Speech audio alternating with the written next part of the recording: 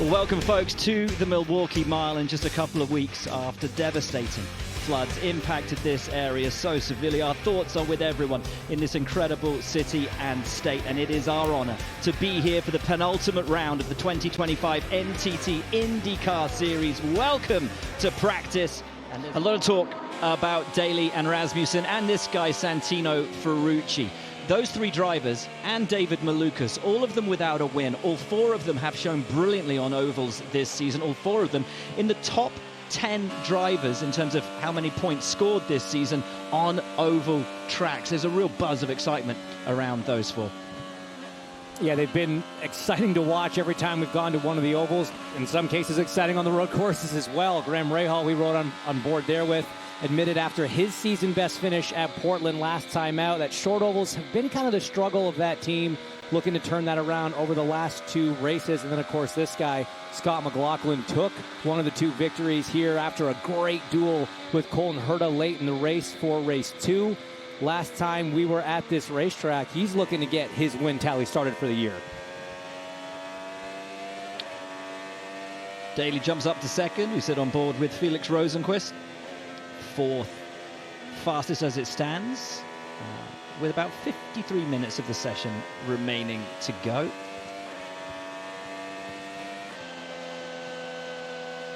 And so many drivers with something to prove in these last two races, to take something that will kind of keep them warm over those long, cold winter months.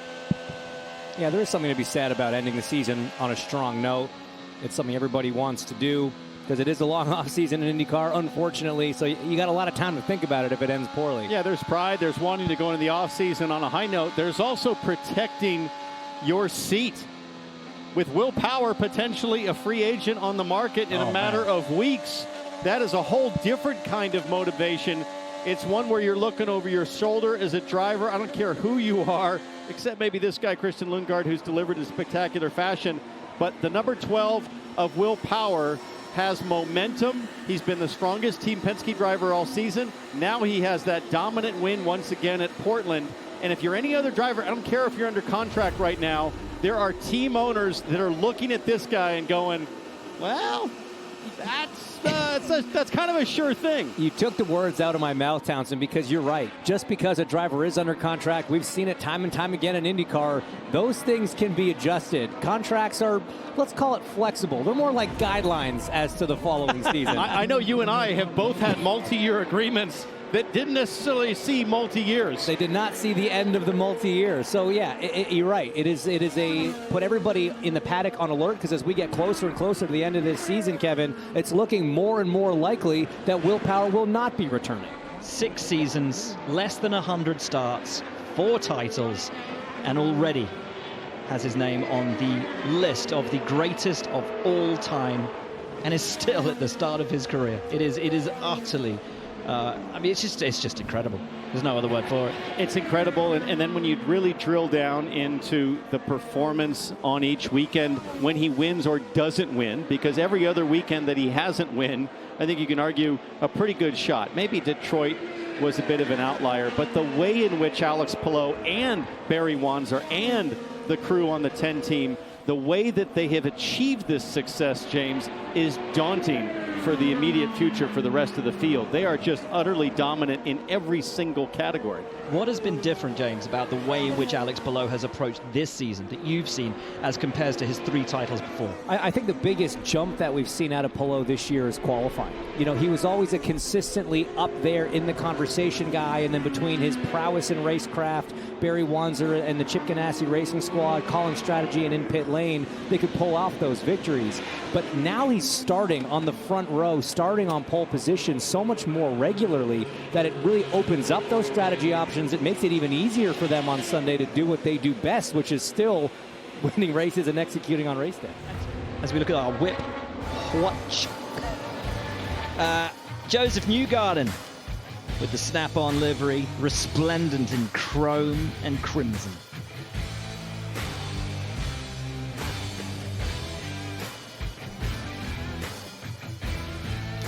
That is Ferrucci, who's running the Phoenix livery this weekend. Two guys that always run well here. Good weekend for those companies to be on these race cars. Graham Rahal, who had a brilliant result last time out, making up 18 positions in Portland, biggest mover, really did well with the strategy, pitting under that first caution for Santino Ferrucci's crash. Probably his best race of the entire season so far. Browning Chapman adorns the 28 of Marcus Ericsson. That'll take a little getting used to. Normally see a lot of blue on Marcus Ericsson's cars, red and black for this weekend. How about this one, guys? Jacob Abel, love it, bringing Miller back to the game after the reappearance at the Indy 500. This time the Miller Light car, and the number change to 50 years of Miller time. He might be winning for first and second best livery so far this season. Yeah. Jacob Abel bringing a couple bangers to the racetrack as we head back to Felix Rosenquist back in the Sirius XM machine for Myers Shank Racing. Marcus Armstrong running the STU livery.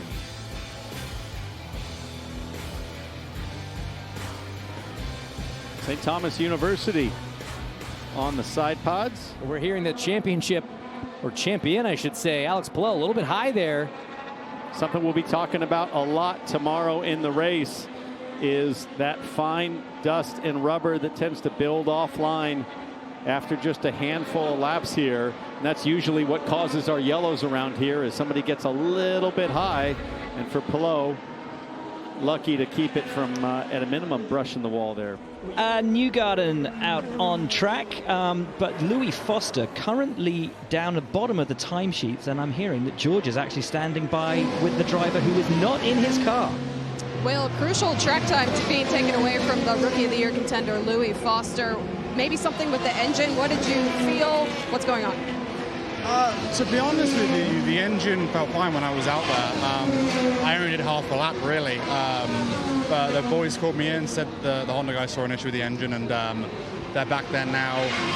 We'll see if we can get out. I don't know if we will or not, but hopefully we can. Thanks, Louis. And Townsend, this isn't an oval like all the ovals that we've visited so far. Not like all the other ovals we've visited this year.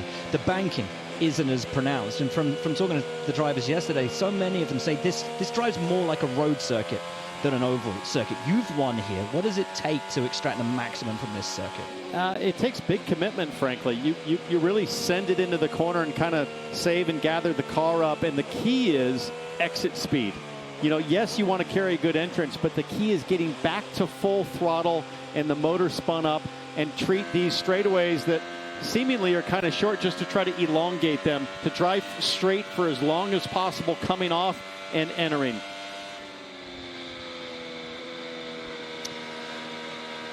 Back on board with Scott McLaughlin in the Sonsio Chevrolet.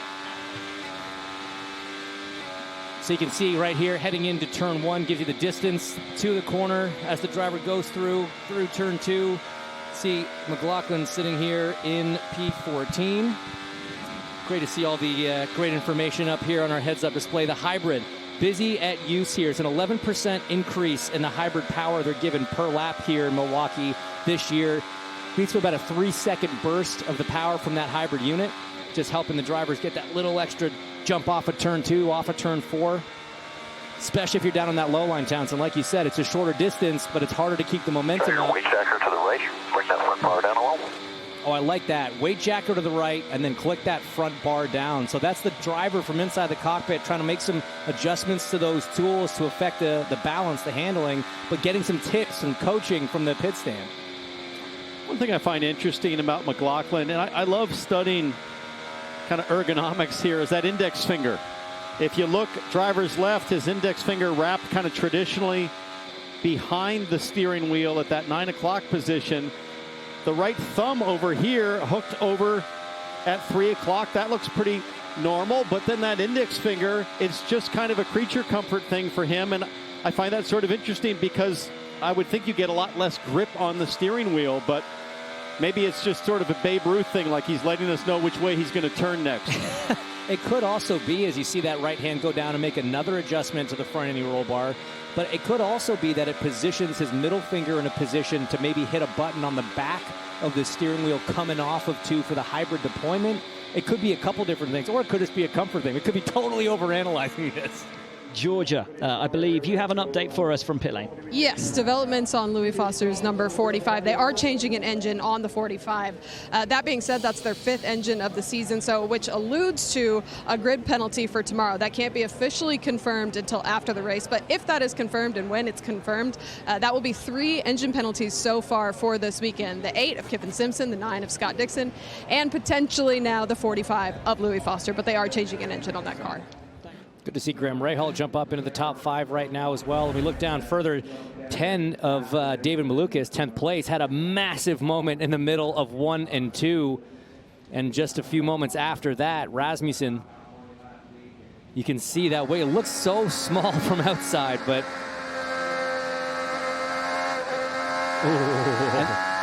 it just shows you that you can legitimately get on power and have a little bit of a loose moment here. That's just kind of the nature of this racetrack.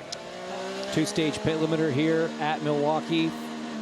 This section here is 80 miles an hour, 45 down in pit lane. And then right here, that is where you can release the PLC, unleash the power of your Honda or Chevrolet motor. Lundgaard still has to figure out this McLaren on ovals. It has been the street and road courses where he's proved the most proficient in Papaya in 2025. What was that about? Lundgaard just backed out of it. I think like Daly's doing 2 warm-ups. Traffic on the backside, that's the issue. He didn't want to start leaning into it because there are cars just entering turn 3, getting up to speed. So great information from the spotter there. That would have been a blown opportunity for Lundgaard on the first flying lap. You talk about his oval season and learning this car well. I mean, average start on ovals 21.7 this year. Average finish only 16th. The best was 6th place. That was at Iowa, so one of the closer tracks to this, just in terms of how the racing is. Potentially a place he could make some moves, and we saw that, you know, in that graphic earlier, he was one of the drivers that made up quite a few spots in the races here last year, so he knows how to get it done.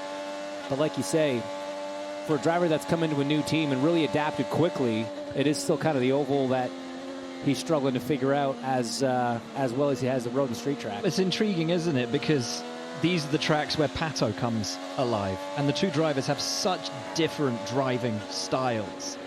I think that's part of what made this pairing a little bit more successful a little bit earlier than what we've seen in the past, whether it was Felix Rosenqvist, Alex Rossi.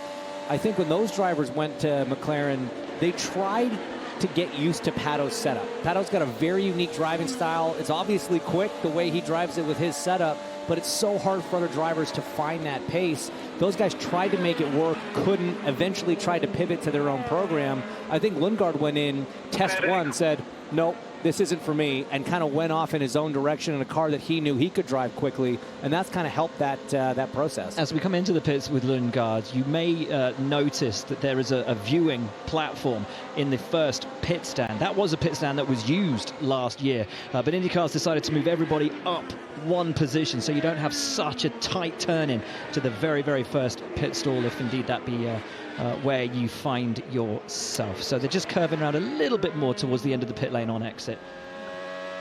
Well, P2 at the moment here in Milwaukee is Alex Palou. P1 still Josef Newgarden. Daly is 3rd. VK up to 4th. Impressive. Then Ericsson. Rahal is 6th. McLaughlin, Rossi, Rosenqvist and O'Ward, your top 10.